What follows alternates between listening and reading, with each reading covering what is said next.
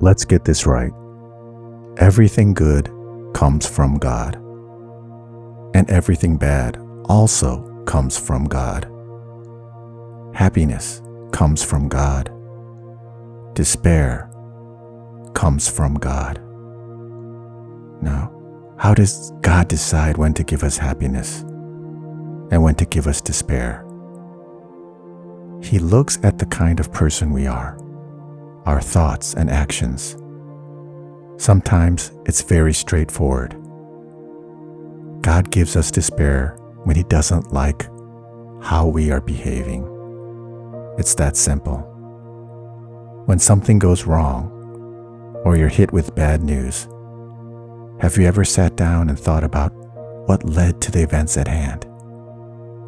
A lot of times, we can trace our bad behavior or things we've done wrong in the eyes of God.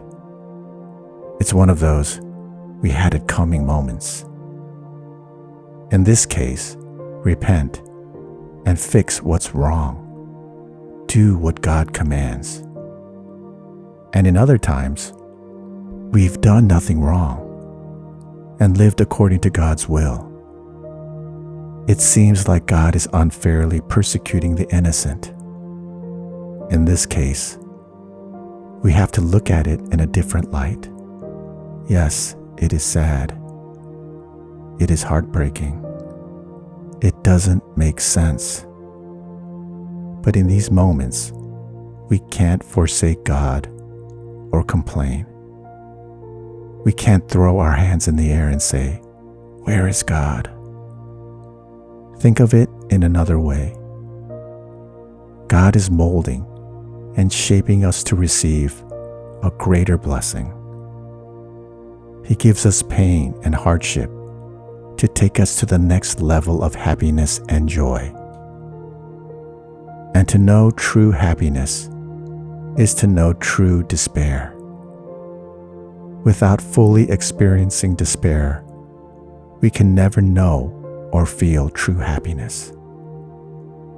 So just remember, everything good and bad comes from God. If you meet unhappy circumstances, think about the person you are, your actions and thoughts. If there's something to change and repent there, do it.